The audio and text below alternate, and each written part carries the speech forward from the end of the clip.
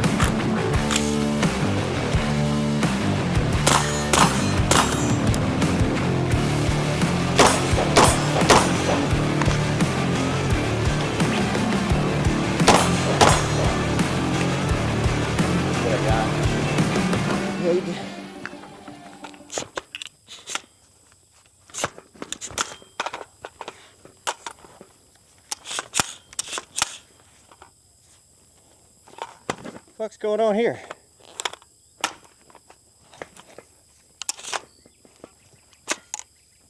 Well, that ain't good. A lot better access to it to see it now. Somehow a 9mm got jammed up in there, and I don't know how. How's that even possible? So it's probably jammed on the bullet, right? You think there's a bullet? I mean, if the primer's not struck, then it's a bullet. Follow me. So the bullet is wedged in the barrel. Hitting the bullet isn't going to make it go off.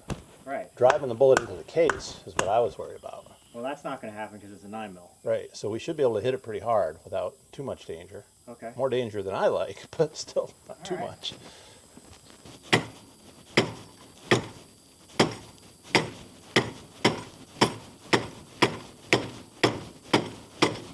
Dude, that's in there. I got it. Look at that. Ooh, see? That's... Holy shit. Get that out of here. Unless you want to keep it. What are the odds that a 9mm round...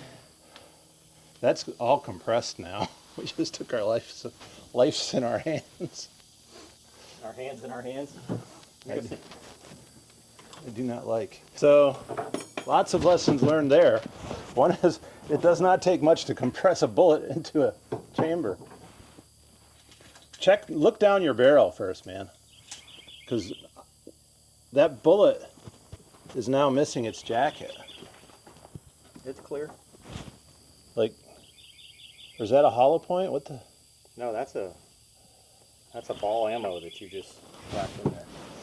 How does that even happen? I don't like it from so many different angles. I mean, there's no way to put a 9mm in a...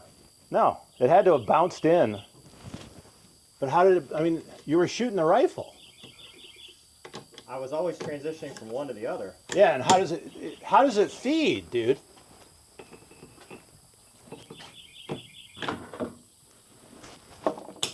I mean, like, even if you put it in the magazine, for which you'd have to be 40 IQ and drunk, how does it feed?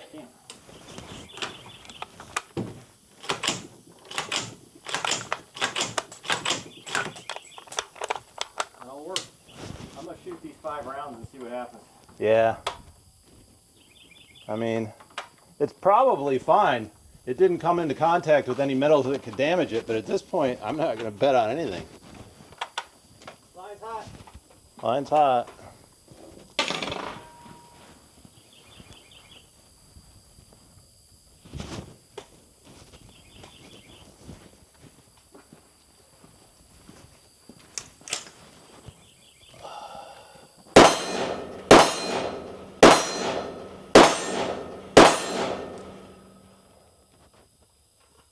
Line's safe.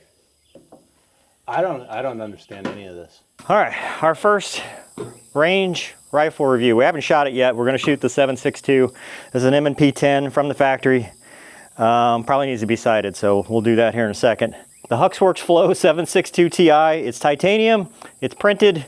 It's awesome. I love it. On the 5.56, you just saw we had a 9mm somehow show up on that. That's the craziest thing I've ever seen. But so far on 223 it works great. I think it's only about 20 decibels, but you can definitely, I can hear the bolt slapping now, which I couldn't before.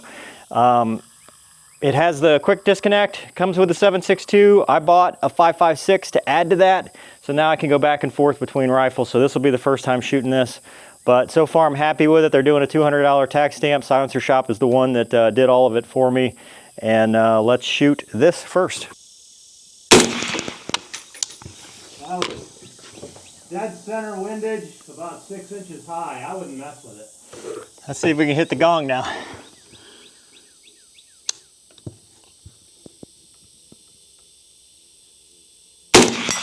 There it is. Yeah. Cut my strap. Shooting 308 at that range, putting out a lot of ball.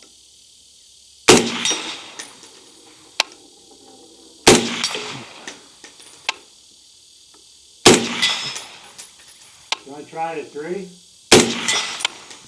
Okay.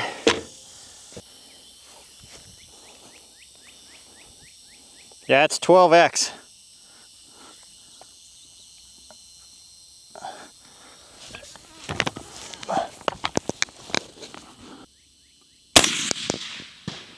That was right but on elevation. Sounds like you're hitting the big gong. Yeah.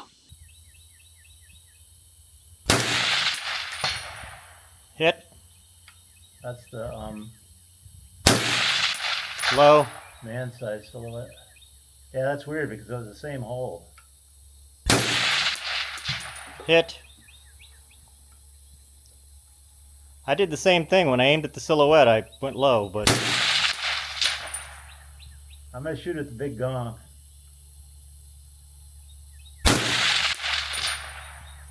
Nothing, huh? I hit. No, that's low. That's way low. I saw it hit the dirt. Yeah, which is really weird because that was the same hole, even a little higher. Can's getting hot. I can't see the reticle and the target at the same time. That's a kind of a drawback.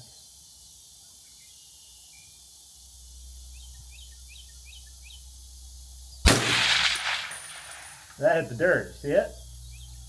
Not that time. I wasn't looking at it. There goes the can. Wow. That's not good. No.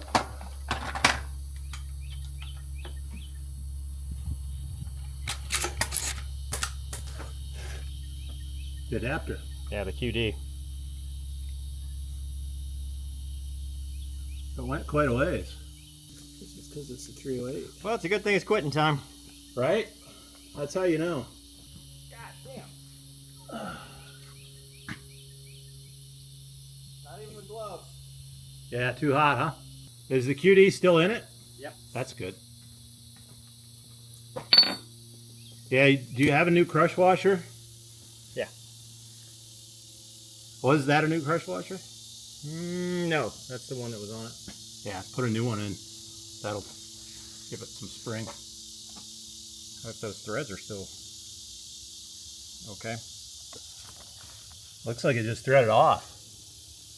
Okay, so what did we learn? A lot. Running gun is fun, but slow is smooth, smooth is fast. If you try to go too fast, you'll end up with a 9mm somehow randomly in the thing. So I don't know about that.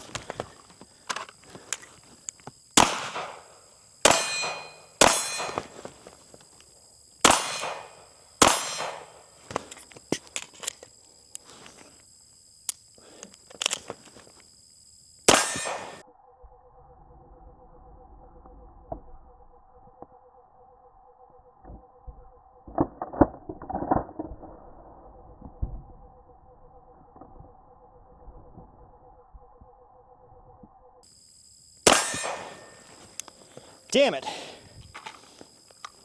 So I had tightened this down with a torque wrench per the spec, and apparently that was not, you gotta keep checking it. So that's bad on me. It looks like it's intact, burned the crap out of my fingers, so I won't touch it again until it cools off, but the threads look good.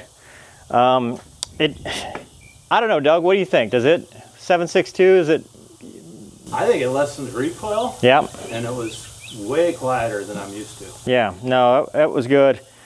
This scope has been a continuing problem, and I think it's a continuing problem. So it's very hard to zero this gun in general since I've had it, and I've only shot it a handful of times. It's been tough to zero. Overall, I think it's a great can for both 5.56 and 7.62. I would say probably a 5.56 can for 5.56 would be even better, but you know, if you're looking for one that does the best of everything, I think that's awesome. I don't know, not as good as Doug's Remington 700, but it's time to get a bolt action, but you know, I don't know.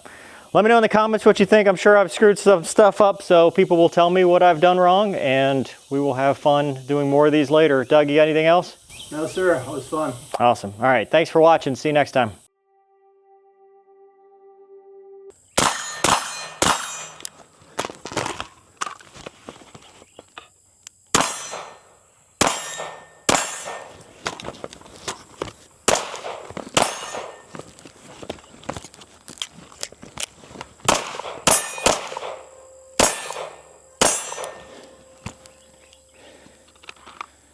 Fuck. That was awful.